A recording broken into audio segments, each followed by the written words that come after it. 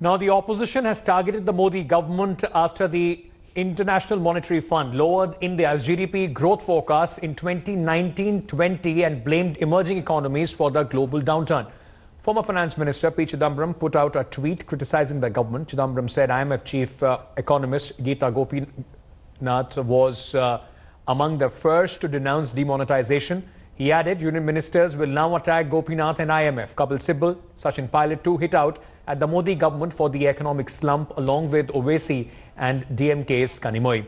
Speaking exclusively to India today at the outgoing 50th annual meeting of the World Economic Forum in Davos, IMF's chief economist Gita Gopinath elaborated on the global fallout of India's slowdown. Gopinath said the economic slowdown in India had impacted global forecasts up to 80%. She said the financial sector is under stress and there was a sharp decline in credit growth.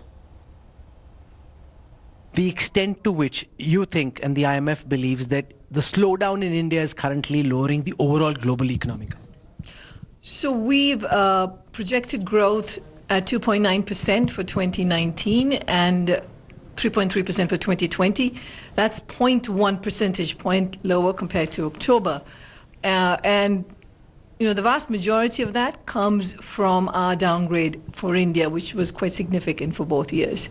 So how much of the overall global economic growth forecast that's been lowered has been lowered on account of the India story slowing? I mean, if you just do the simple calculation, it would be over 80%. Wow, that's quite significant. I want to understand from you, what is your road ahead? Because in the report that you put out just now, you're saying that the India growth story will be at 4.8%, which is substantially lower than your original estimates. When we spoke last year, the IMF was far more bullish. What, according to you, led to such a significant revision? So the first 2 quarters of fiscal year 2019-20 came in weaker than we had projected, which is why we had this substantial downgrade. I think the one sector where we are seeing the most stress is in the financial sector, the non-bank financial corporations. We've seen a sharp decline in credit growth and a weakness in business sentiment. And that has led to the revised numbers that we have for India now. आज गीता गोपीनाथ ने कहा है कि IMF कहती है कि जो हमारा रेट ऑफ ग्रोथ है वो 4.8% होगा. And she has also said that it is a drag on the global economy, of the world economy. So just as our growth is a drag on the global economy, the actions of our Prime Minister and the Home Minister are a drag on democracy. What IMF and World Bank does is they take the past performance figures and then they project it. They are not taking into account what the initiatives of the government are taking place, whether it is in the form of budget proposals or several initiatives with regard to NBFC crisis, liquidity issues and their credit line to all them, and financial resolution mechanism which the India is putting through IBC and GST reforms. And even now budget will give new initiatives. A big investment has been planned under the NIP pipeline. Joining me now, Rajiv Dubey, Managing Editor, Business Today, India Today Group, is here in the studio. Rajiv,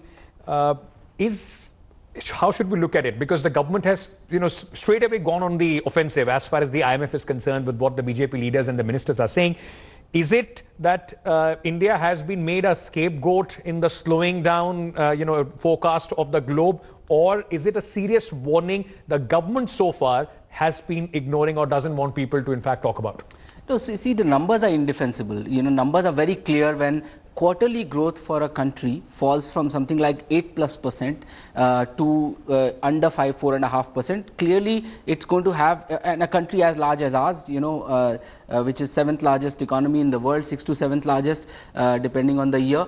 Obviously, it's going to have an impact because other developing countries are growing at 1.5%, under 2% most of the developing world. Now, if there are China and India which are going to slow down, obviously that is going to have an impact on the projections for the year and for the future. So clearly, this is indefensible. This is the truth. This is there for everybody to see. The fact is, what is it that we are doing to revive this growth? The question is, as far as the liquidity crisis of the economy was concerned, that has been dealt with, which Gita Gopinath also mentioned. It has been dealt with, but the problem right now is the problem of confidence in the economy. Yes. The fact that the salary levels have been practically flat for the past 4 to 5 years. Yes. And that's been true for most of the developed world as well. It never used to happen in the developing world. Developing world salaries were still rising. Salaries are flat. Jobs are not being created. Consumption is down. Credit offtake is available, but there's nobody who wants to take credit. Yes. So it's the reverse of that. The problem is now in consumption and the demand story. As you know, we were discussing earlier as well, the rural consumption is down. Usually we have seen that, when the money is there in the pockets in the rural areas of this country, the entire country, in fact, largely rural, then of course the growth engine still gets some fuel. At this point of time, we will have to wait and see whether the government has something, the Modi government has something, Nirmala Sitharaman has, can they pull something out of the hat for once again to kickstart the economy, the slowdown as far as the Indian economy is concerned. Rajiv Dubey, thank you so much for joining us with your inputs on this story.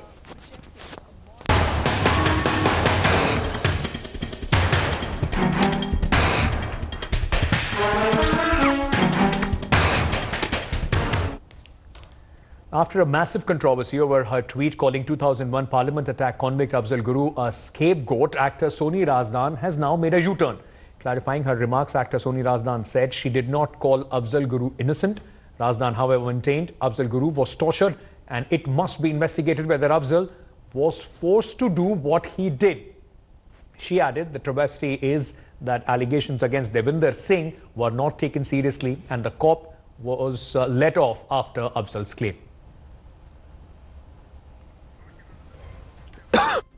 Modi ji का विरोध करना है करो, लेकिन आप अफजल गुरु जिसको देश ने देशद्रोही ये निर्णय देख के फांसी, और उसके बारे में आज सोनी राजदान जी ने इस प्रकार की भाषा, बहुत दुर्दैवी घटना है. If she doesn't have any knowledge about it, she should not tweet it. It's a matter of serious concern. It's a matter of internal security. This is not just reading the lines and acting in front of the camera. This is not being you cannot perform on a wrong script. When you get a script, you read the script and then you choose whether you will do this role or not. Similarly, when it comes to the matter of nation, whether it comes to the national integrity, if you're not knowledgeable, then it's better you keep your mouth shut and don't allow yourself to look like a fool amongst people in this country. Now, days after Maharashtra government announced Mumbai will go 24/7 from January 26th, BJP has slammed the move. BJP leader Raj Purohit said nightlife is not in accordance with the Indian culture. He also added that it will lead to law and order problems. He went on to say extended nightlife will lead to spurt in rape cases. Remember, Maharashtra Tourism Minister Aditya Thackeray had on Friday announced theatres, malls, hotels in non-residential areas of Mumbai will be granted permission to remain open 24/7. Maha Aghadi government had stated the move is intended to generate revenue for the state. भारतीय संस्कृति में night life shooting नहीं है. ये युवाओं को गलत रास्ते ले जाएगी. इससे रेप केस बढ़ेंगे. इसलिए महिलाओं पे अत्याचार बढ़ेंगे. इसमें एक समाज के युवाओं की ओर देखने का दृष्टिकोण बदलेगा. कानून व्यवस्था बिगड़ेगी. पुलिस इतनी है नहीं कि वो इसको संभाल सके. इसलिए आदित्य जी के मन में अच्छी कल्पना होगी. मैं ये जानता नहीं हूँ कि वो किस एंगल से देख रहे हैं. ये सरकार जो उसकी प्राथमिकता नाइट लाइफ को है, तो ठाकरे सरकार को मुबारक उनकी सरकार। वो जो प्राथमिकता पब और डिस्को वाले के लिए है, नमस्कार करता हूं मैं उन्हें। फडणवीस सरकार की प्राथमिकता विकास था, 11 करोड़ जनता महाराष्ट्र की थी। ठाकरे परिवार की अपनी स्वयं की कुछ प्राथमिकता वो इस सरकार के ऊपर थोप रहे हैं। जैसे मैंने कहा कि कोई थोड़ा तो कॉमन सेंस यूज करेगा। खरं तर हा प्रश्न अजबच आहे की हा निर्णय कधीपासून सुरू करणार? 26 जानेवारी प्रजासत्ताक दिन, ज्या दिवशी माझ्या माहितीप्रमाणे महाराष्ट्रात ड्राय डे असतो, दारू विकण्याला बंदी असते, त्याच दिवशी रात्रभर दारू पिया, रेस्टॉरंट, पब्स, लेडीज बार चालू ठेवा. मला वाटतं सरकारचं डोकं ठिकाणावर आहे का, हाच प्रश्न विचारावा लागेल.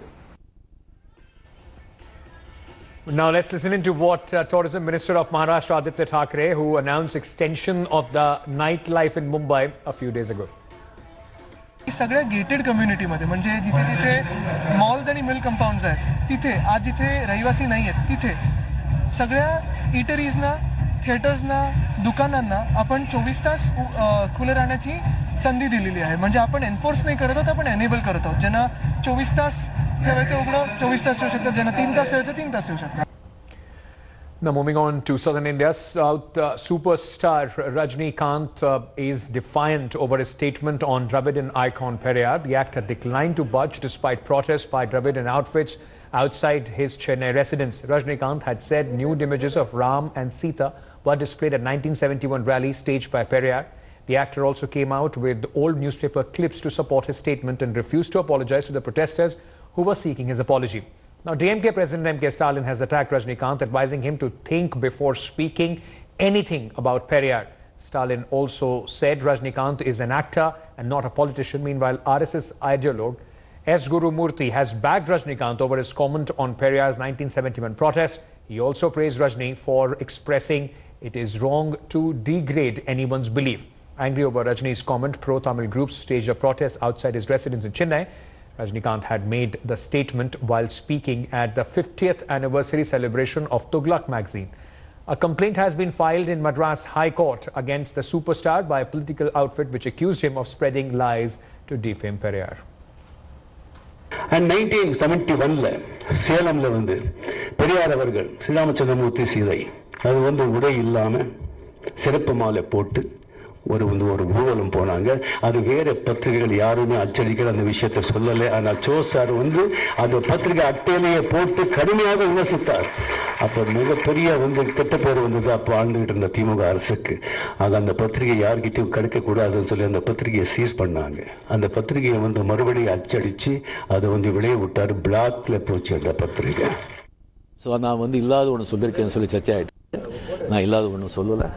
நான் கேள்விப்பட்டது இந்த மாதிரி மேக்னஸ் எழுதுன்னு தான் சொல்லியிருக்கேன்.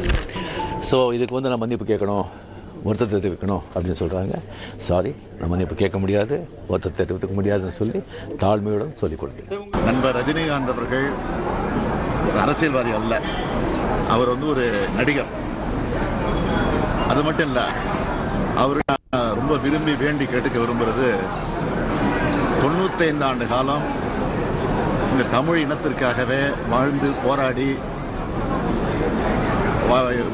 இந்த சமுதாயத்திற்காகவே வாழ்ந்து காட்டிய தந்தை பெரியார் அவர்களை பற்றி பேசுகிற போது கொஞ்சம் யோசித்து சிந்தித்து பேச வேண்டும் என்பதுதான் நண்பர் ரஜினிகாந்த் அவர்களுக்கு என்னுடைய அன்பான வேண்டுகோள். Today he has come out very clearly and very categorically said he will not apologize, and I think that's most welcome, because look, at the end of the day there is no need to insult gods of any faith. If this incident happened, and there's a lot of evidence to show that it did happen in 1971, then there's absolutely nothing wrong with what Mr. Rajinikanth said about it.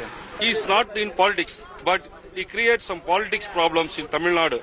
He's backing RSS, BJP, peoples are backing behind the Rajini. So he attacked Periyar. Let's also now bring you this ground report from my colleague Shalini Lobo, who sent us this report when the protesters were holding a demonstration outside Rajinikanth's residence in Chennai. Protesters protesting against actor Rajinikanth being detained by the police here. The protesters are protesting against the actor for his comments on Periyar that he made at the 50th anniversary of Tughlaq. While the actor stands by what he said, saying that what he said is true and an incident that happened, and quoted news reports, the protesters saying that this is not true. What Rajinikanth said is not made up, that there is a right-wing agenda behind it. The protesters are now being detained by the Tamil Nadu police, by the Chennai police here on the roads of Chennai. With video journalist Divin, Shani Lobo, India Today.